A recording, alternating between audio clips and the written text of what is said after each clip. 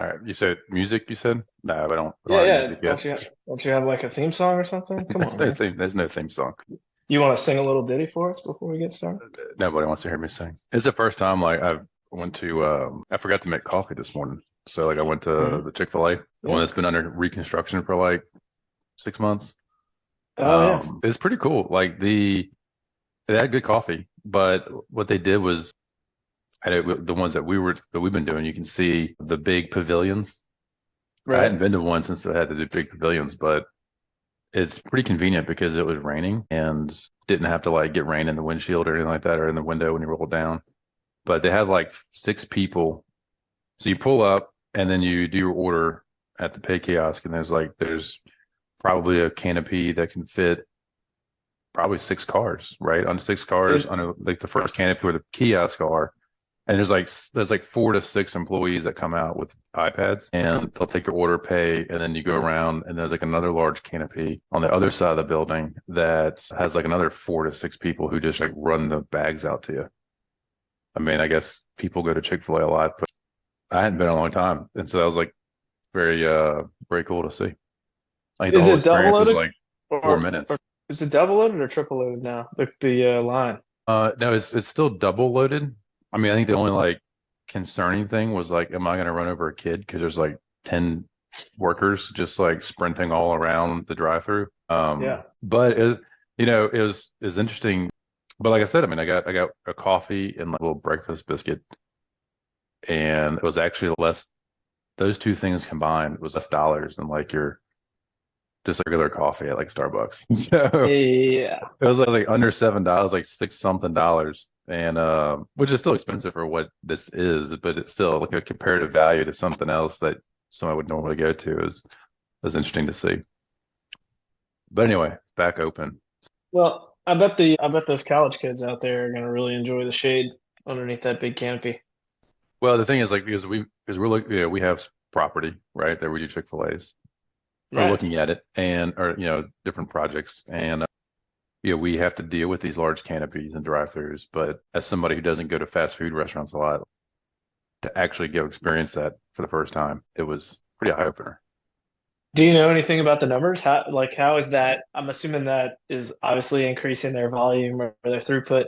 I'd be curious as to by how much. Well, it was raining today, so like it wasn't like overly crowded, but I mean, driving by to the office, it's always packed up. It Yeah. didn't have the same backed up issue, so I guess in theory it would have resolved. It potentially could have resolved that traffic congestion concern. So I mean, from that standpoint, it looks like it works pretty good.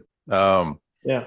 so this is first pilot episode. Basically, we're going to call this thing, I guess the temporary name, or what will probably be the permanent name, because I think we're too lazy to come up with a more permanent name. Pad Too Ready Pod. lazy or not clever enough.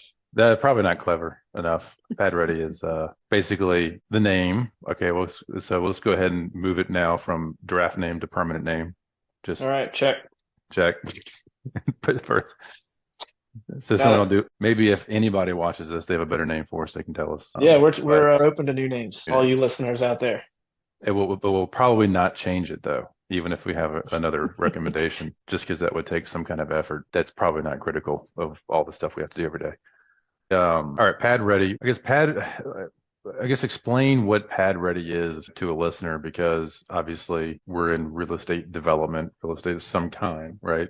I guess explain what that is, because it's kind of a misnomer, right? Yeah, I It's think an inside joke, basically. well, and that's maybe I should start there by saying I think everybody has maybe in their mind their own idea of what pad ready means. But in general, I think when people say pad ready, I think they're referring to a site that has all the utilities present on the site. In other words, don't need to be brought there. The site's brought up to workable grade, leveled out, and just in general ready to accept development in its best case scenario, I think is the idea, right? So pad ready means literally the pad is ready to get a project.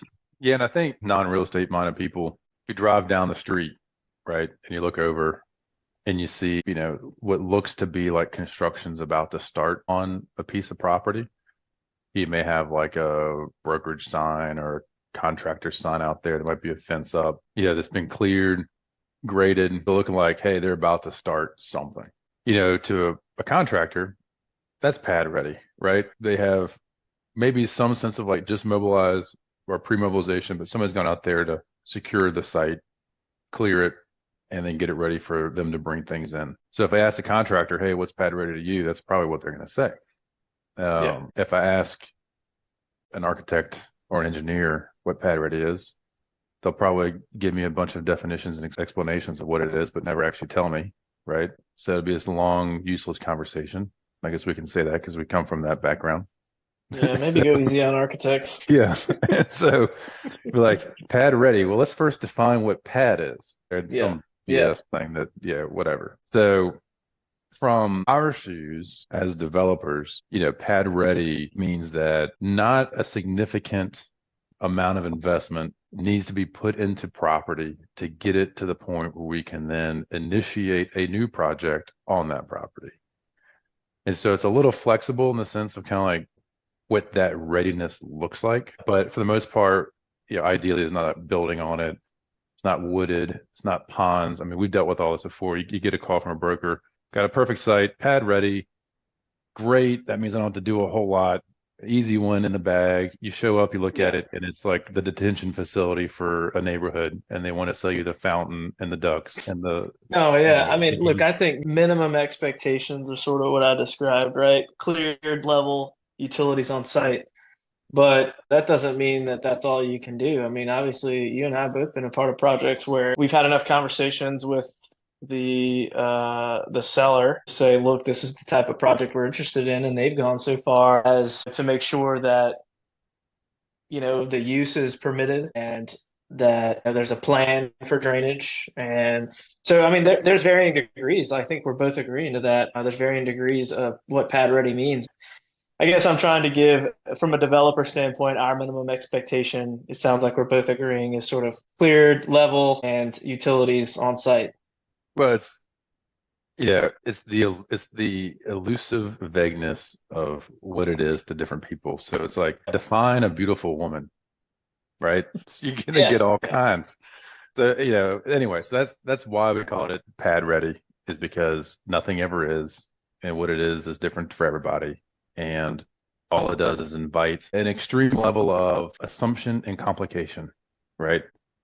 From that spawns a bunch of work with different people across the industry to get a project done.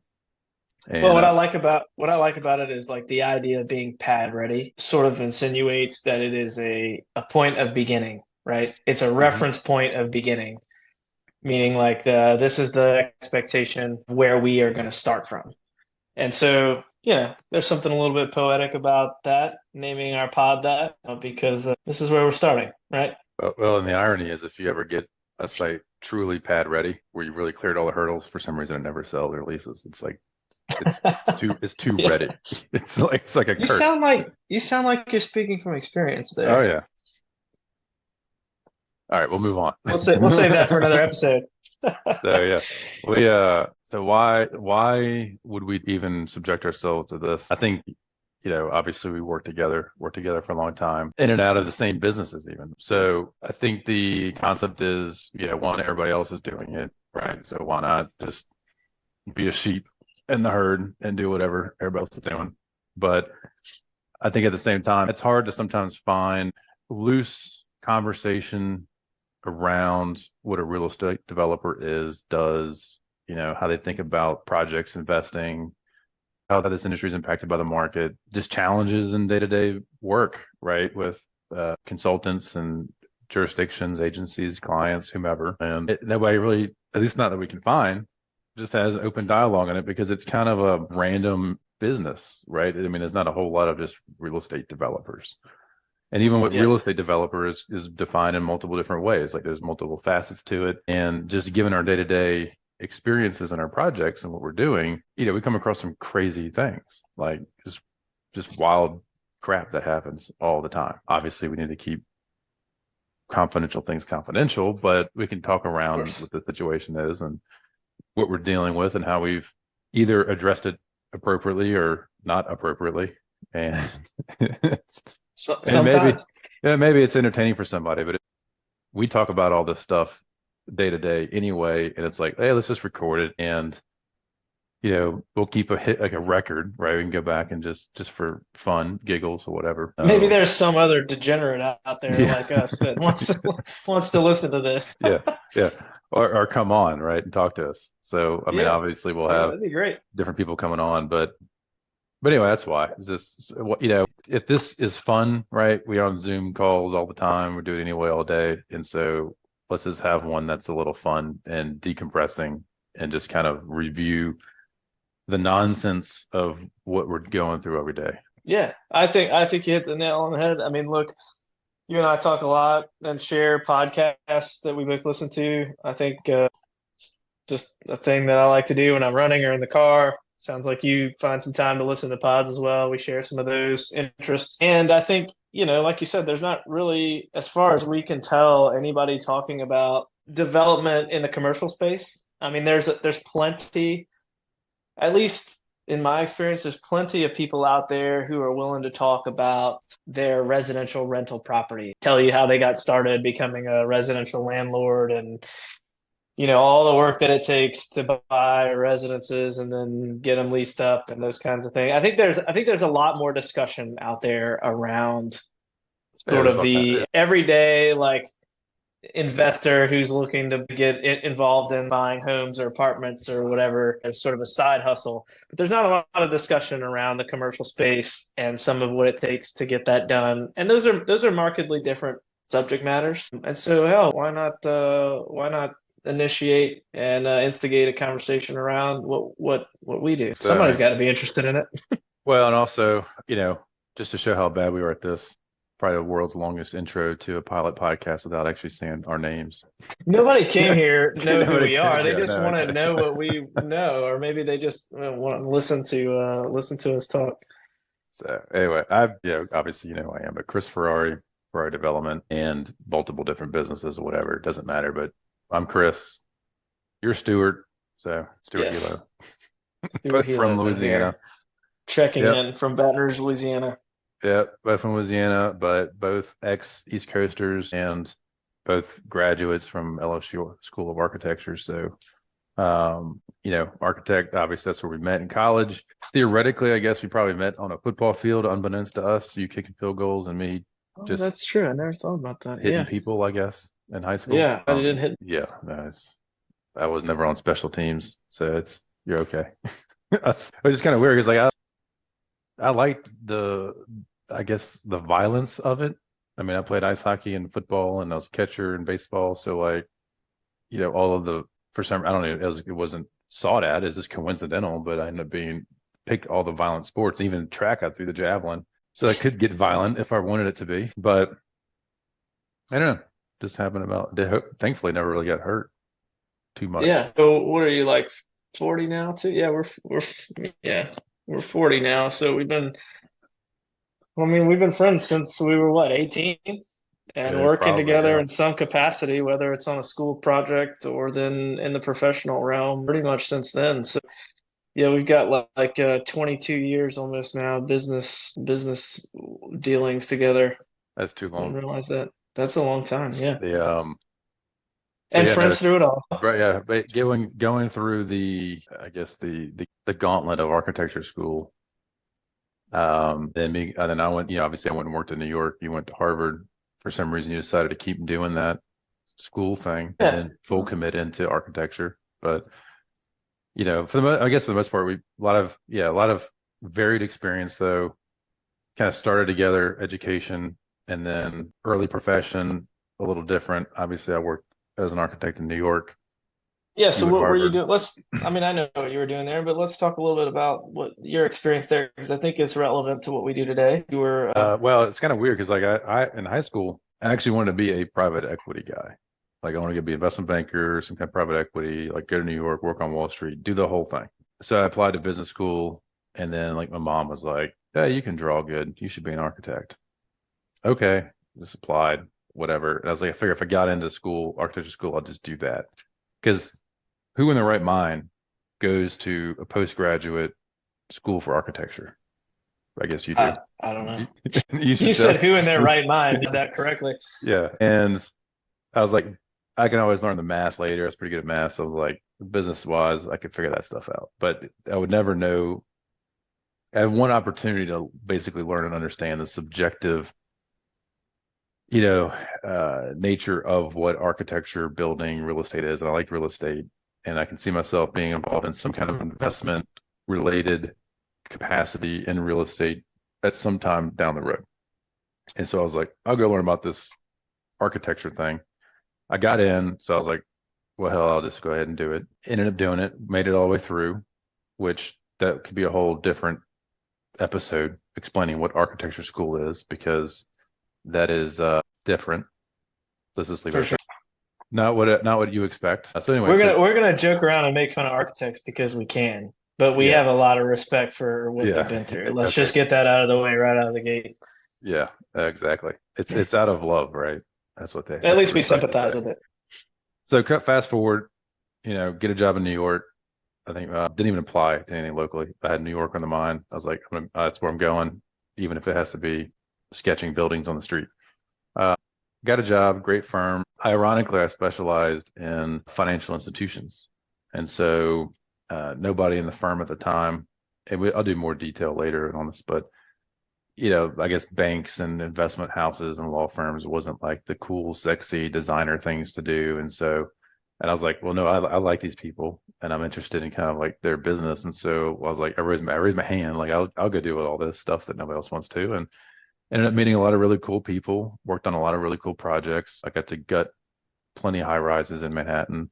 There's dozens and dozens and dozens of stories. And I mean, like so anyway, at the term we moved there, I guess it was at six. So yeah, initially 06 and then 07 after I had to finish that last semester and then moved back in 2010, I think beginning of 2010, and then worked at more of a traditional, I guess, ex-traditional firm here in town where we did architecture, engineering, and program management, where we basically came back to work together. So before that, it Yep. was school and then apart and then back together.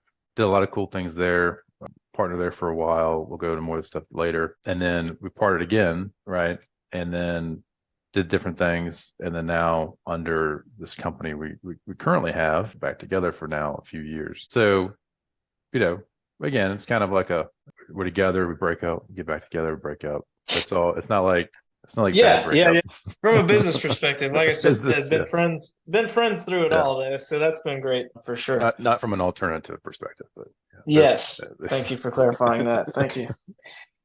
Um, and I'll say it. You went to Harvard. We'll get out the way. You're better than everybody else. oh, thanks. No, yeah, I'll give just a brief introduction as well. So, It was met you back. at It was back when LSU. Harvard was still good. Like when it Had a was. great, yeah. We just had a couple of bad seasons. Look, it's Yeah. like I tell everybody, LSU has a couple of bad seasons. Yes, people panic, but we bring it back together at some point. It'll come back together. No, so obviously we met at LSU, which was a great time there. I think we worked on as many projects as we could together, which was a great experience. And at the time, I, like you, wanted to go to New York. Um, After school, didn't know if I wanted to go to work, didn't know if I wanted to go to school, started thinking more about graduate school for a number of reasons, maybe considering teaching one day, maybe to figure out, what other avenue there might be besides becoming an architect. Was going to apply to Parsons. That was my intention, was to go to school there and be in Manhattan, and then we would have ended up side by side again. But there was a great professor. Maybe people would argue with me. I don't know. I'm standing on my ground here. I think she was a phenomenal professor at LSU at the time. I think she was the beating heart pedagogically for the university I and really don't have an issue. encouraged me. What's that? I said I don't have an issue with that one. Yeah, no, I didn't say you would. I just think, Okay. very, very, Love hate. Yeah. yeah, there were It's some people out there who maybe feel differently than me. But look, I can't say enough good things about this lady. She was always pushing me, encouraging me, and convinced me to apply to a few other schools besides Parsons. And one thing leads to another, and I end up in Cambridge. You know the story from there. I spent a lot of time taking classes in the other colleges, trying to find out, what can I do with a background in architecture that may not be architecture. I think came to a really great realization when I was there, which is that, what I really like doing is solving complex problems. Met some great people there, just like you did in New York, started a business with a friend over in Seoul, Korea. Matter of fact, I think I was talking to him yesterday on the phone. You might have heard me right outside of your office. Hmm. He's in Boston right now. I'm looking forward to seeing him maybe in a couple months. Yeah, shout out Um, Helo Architecture if you want good architecture in Asia. yeah, look it up, showhelo.com. Little shameless plug there in Seoul. But anyway, left there, came back with an interest in other disciplines, sought out a job working in construction, built a couple of hospitals, built an expansion to Tiger Stadium, which was an awesome, awesome project to be a part of. Learned a lot from a lot of great guys there. Um, Massive concrete job, which was great experience on the construction side. So a couple of hospitals, Tiger Stadium expansion, then I ended up with you over at an architecture and engineering firm. We'll talk, I'm sure, more about what we were doing there, as a lot of it's applicable to what we're doing here on this podcast. So we'll save that for later. But we spent some time there together, as you said, and then both, went after different things. When we left there, you went out and sort of started Ferrari development, which has been a tremendous success. I feel like, I don't know how you feel about it, but from the outside looking in, I think you've had a great deal of success. I never doubted that for 1 second. So No, still, congratulations for that. it's still open. Yeah, that's what I mean by tremendous success. I So could get good job. chairs and some furniture, but not rugs Yeah, and yeah, shades yeah. or I went curtains. on to work on another stadium or arena project, massive Louisiana Superdome renovation, which was another really cool marquee type once in a lifetime project. Working on that project with a lot of great people. This time from an owner's rep perspective, and yeah, then here we are, you and I, back together again. It's been what, 3 years now. Time has flown. And we've had a lot of great experiences in what we're doing now, and that will be sort of the premise of, I think, what we're going to talk about here. Probably more about what we're doing now, but we will certainly lean on some past experiences for that. So, you've got a background in finance. I've got some background in construction, sort of tech junkies. I don't know. I don't want to throw you in the box there, but I'm kind of I would consider myself a junkie Yeah. at least for technology. And so I'm sure we'll I, get into that a little bit too. no, that's fair. I think, but I think the perspective we have is potentially unique. I don't know. We don't sit there and talk about this stuff to other people, but we've entered the development bubble. Mine's probably a little more intentional because I kind of knew that even going to college, like the Yeah. trajectory in which I wanted to go. So I did a lot of things intentional to kind of take that step past that direction. But I think the kind of a cool thing though is that, you know, both practiced architecture, both been involved in engineering a lot, still are to some degree, planning, different programming. We've seen a myriad of different types of projects, all from massive projects, you stadiums and hospitals, me build high rises and large, like massive acre developments. So the scale is almost all the way down to like small restaurants and tenant fit outs. So it's like playing the different roles, whether you're the designer, the builder, the investor, operator, whatever. We gotta have this perspective of sitting in, I call it all of the chairs around the table of what it Yeah, takes to do a project. I think we certainly have a lot in common in terms of our background and in terms of the way we think. But, where we differ, I think those strengths are complementary. And I think that's where we really sort of dovetail really well, you know. Well, the other thing is like, we're not attorneys, obviously, but Thank goodness for but that. well, yeah. But shockingly Nobody's though, safe here. Not yeah. engineers, not architects, not attorneys. No Well, one is safe. I guess we should probably say, hey, this is not for investment advice or legal advice or opinions. This is Yeah, all let's go ahead entertain. and get the All yeah, disclaimer out of the way. Let all me check all that one off too. entertainment. All entertainment. We're idiots. Don't listen to us. So it's Yeah. but no, but in the odd way, you end up doing like what I've noticed and being in this chair for so long as kind of like the developer is how good at all the law stuff you get. I mean, Yeah. it's kind of shocking. Like it's I think we could probably give it another couple of years, just go to law school and become real estate attorneys or something. I mean, I don't know why we would want to do that. So yeah, we're not Yeah. going to do that. It's funny you say that. I was sitting shoulder to shoulder with a prominent Baton Rouge attorney this weekend, and he looked over and he said, "You would have made a good attorney." Is it the one that likes you I or doesn't like just you? I just shook my head like I didn't know whether that was a compliment or an insult. Yeah. Was it the one that doesn't like you, or is it? No, no, it was it's Okay. one who does like yeah, we're good friends. He's actually my neighbor. Okay, that's good. Yeah. Um, so obviously, I want to talk about Rick. Rick is my business partner, Rick Olson, and I could only assume he's going to want to participate on and off as he can on this thing. What a You guy know, Rick is. Can't say enough good things about this guy, right? I mean, since the day we met him, he was a no, former client yeah, of ours. no, he's the best. I Yeah. mean, he's what you would imagine true like real estate deal maker in Florida, obviously. Entrepreneur, I mean, Yeah. the whole nine yards. Yeah, I mean, I think if we actually sat here and discussed everything that we've done and seen, people would be like, man, these guys have done a lot of stuff. And it's like probably half of what Rick's done, right? So, I mean, We he could talked do a about whole pod just on Rick, probably. a whole series, like a whole pod Yeah, series. And then he'll, obviously we'll probably get more medical advice out of him than real estate advice. But the, that's one area that you and I really don't we cover very well, but yeah, he's got it. yeah, he's got it. But no, hopefully he can join us as many times as possible because I think, we're pretty boring compared to Rick. So Well, I hope so. He's a wealth of information and just an all around good person. I feel like every time we sit down and have a discussion, I learn something new from that guy. So I hope he joins us as much as he can. I think it would be great. I think anybody who dares to listen to the show, shame on you. But in any episode that Rick's on, you probably will learn something versus the episodes where it's just Chris and I, you probably will just want to pull your hair out. well, the real truth of this is that we're doing this so that our moms can finally understand what we do for a living. That's right. So this Yeah, long form, just watch the whole series of Pad Ready Pod, and you will now know we're not going to destroy your house plans for you. that's it. That's it. or at least do it, but not at least to understand why it's not any good. Maybe it's Right. um Right.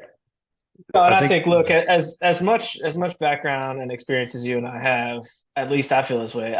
I'm every time that I think I've seen it all, I'm oh yeah proven wrong, I right? know I mean, there's just infinite possibilities out there. And so there's some things that I think we can share and people might be interested in hearing from us. But look, I would love this to evolve into something where people, our listeners out there, are sharing with us their experiences and we're able to help.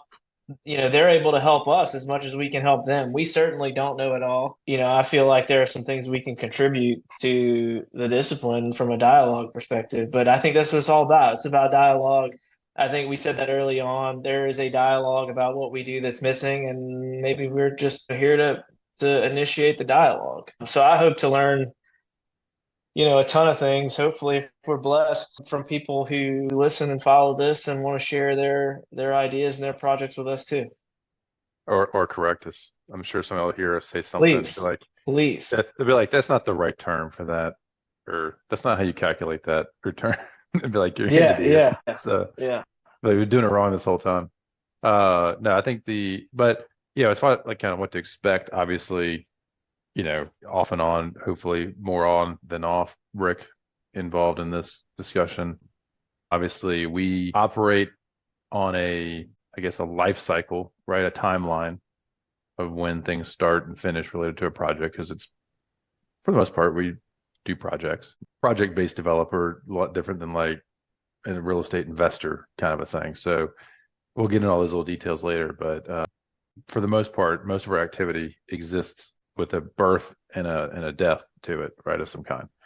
And then there's a myriad of phases and milestones and things that have to occur within that timeline that is part of our business that then we'll kind of go into detail about. So we're going to probably have episodes where we're just focused on one aspect of that timeline. We're not going to take, it's an extremely boring thing to discuss if every single time we go over the entire timeline process for every project. It just I think we would have negative viewers. Well, we'd have to wait until the end of every project to do that. Yeah, So I think that's appropriate.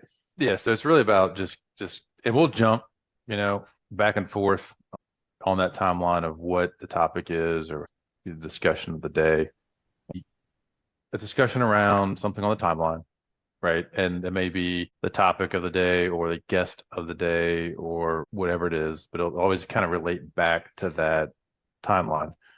And then, another thing you'll probably see us do on this is some kind of like discussion around current news or, obviously interest rates are a big deal. Maybe new brands that are breaking into a certain industry that are taking fire and have growth, because that's what we focus on, growth of brands for the most part. You might see a discussion around technology a lot, probably a lot of artificial intelligence. How's that impacting? How's that going to change the trends? How's that going to change how we do work every day? I mean, obviously, we use it all the time, not in any kind of super fancy way or anything or groundbreaking way, but we acknowledge that it's impacting everything, and you got to know what it is and how to use it the best you can and get better and better and better. And obviously, even today, has had great impact on how we execute work.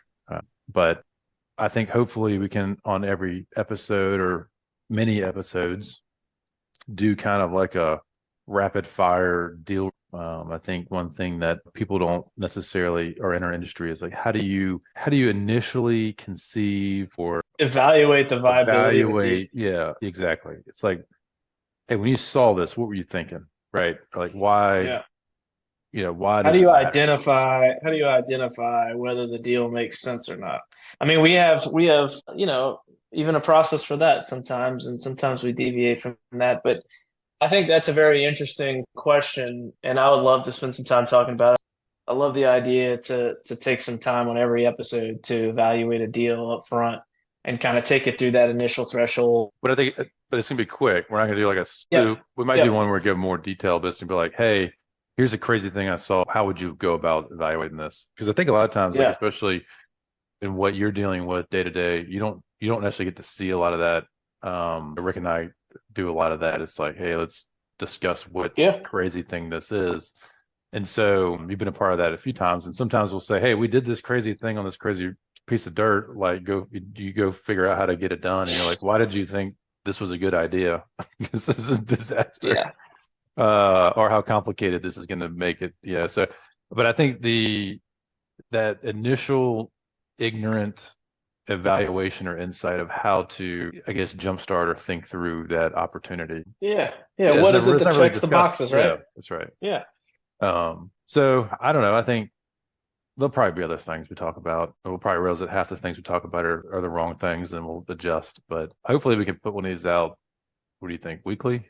Yeah, Yeah. Let's yeah. give it a shot. It'll probably always be unprofessional to some degree. Like, I don't Yeah, know for if we're sure. gonna have like big studios and blockbuster budgets on how to do podcasts, but hopefully we can get some good guests. I think with your network, my network, Rick's network, and others. Oh, I for mean, sure, for we have sure. a pretty There's good. a yeah, there's a bunch of people that you guys know that can come on here and talk circles around us, especially with their experience. And I'm fascinated to hear from a lot of these guys. I mean, just talking to them on the street or bumping into them here and there at different functions around town. I mean, these guys are a wealth of knowledge. They've been doing this for longer than we have, and it's really great when they are willing to take the time and share those stories with us. It's really a special thing. So yeah, like you said, it'll probably be pretty laid back. Maybe never get to the point where it's super fancy. Maybe we can get you some nice furniture back there to go with your Well, chairs. I think the furniture's good. I mean, Oh, it is. Yeah, very nice, it actually. they're nice furniture. It's just the ambiance is very bare, We'll get and there. We'll get there. We're only on episode one. I think we obviously, again, I'll restate, not formal investment advice, entertainment purposes only. But anyway, all right. Well, All right, one um, last question for you before we wrap. LSU and USC on Sunday, season opener. Who you got? By how many? well, it's obviously I'm gonna say LSU's gonna win. I think we'll actually win by like 14. We've had a hard time winning these first games of the season these past couple of years, right? Yeah, but is it true that like USC, isn't there something wrong with their coach? Didn't like try to back out of the deal or something? He's not even I gonna be don't know. coaching on the game. I don't know. But I thought I heard something about that. Like maybe it was Hmm. fake news or something. But for some reason I thought that a coach, and obviously you could tell I don't follow football great because I don't even know the coach's name, but I think he is not coaching, and maybe somebody can correct me if I'm wrong. I'm sure they will, because somehow he found out that he was trying to back out of the deal. I don't know. I do know that my dad got there, or my dad and my brother are going as much as like everybody else from Baton Rouge. And As I would have expected they would go. yep. And I think my dad was texting me at like 1 o'clock in the morning, like he's at somewhere at the Luxor doing something. Then to go to Mandalay Bay today. But I did see the images where they have like the helmets on the big dome, the big Oh sphere, yeah. and Yeah. that was pretty cool. Yeah. But don't we have a new quarterback? Well, not new. I guess he's been there for a while. He finally gets to play, right? LSU. Was his Hmm. name Nessimer or something like that, or maybe Nussmeier. That's right. So we'll see what he's made of. I don't know. What do you think? I don't know anything about college football. What I'm reading online says LSU Tigers odds to win um, are minus 184, whatever that means. I know a lot of guys that bet, but I really don't bet. If I had to guess, I would say LSU by a million, but I don't know. Yeah, Don't be stupid. I don't know, man. Let's see. Like I said, we've had a hard time winning these openers the last few years. I feel like we never get out of the gate with a really strong start. Well, I think we win by a field goal or touchdown, or maybe 10. yeah. I don't know. I think two. I think two touchdowns. I think it was two. But I mean, that's I guess something more that we actually know more about the Italian Grand Prix. Oh yeah, I forgot that's going on this weekend too. Who's Yeah. gonna win that? Well, I mean, I think McLaren. Well, being Ferrari for Chris Ferrari, I have to, waiver my dedication for Ferrari winning it. And I can't imagine any other team beating Ferrari because they never have and never will. With that out the way, I think McLaren probably. Yeah. Yeah, but I don't know. I saw a note about McLaren maybe under investigation on their car, so they may have run into some problems. I think I saw it this morning, but I know Lando and I mean, like if I had to guess, probably Lando Norris, Max Verstappen, hopefully Leclerc. Um, I'd like to see Sands get on the podium, Carlos. Hamilton? Is he in the discussion anymore? I don't think he is. No, but Not Mercedes, yet, like no. I think Mercedes had an issue in the Dutch Grand Prix where they had, I don't know, something went sideways with their car. They're having some maybe get back on path, but I think I would like to see Carlos actually maybe get second or third. Ideally Ferrari win, but I mean in reality, let's see at least one of them on the podium. Personally, ideally Carlos, I think, for him to finish out strong, right? I With love Carlos. Ferrari. I hope he Yeah. win. I hope he wins it. I'd I like to just see him finish strong too, with a great season. especially at the Italian Grand Prix. I don't know. I'm kind of waiting to see because I haven't heard any chatter, or I haven't really gone to look for it either. But of what his decision was with going to Williams. I know obviously his contract ended with Ferrari, but I would imagine he had a few different offers from different teams, and then Williams is the one he went with, and Williams has been pushing rope uphill for quite a few years. So I don't know.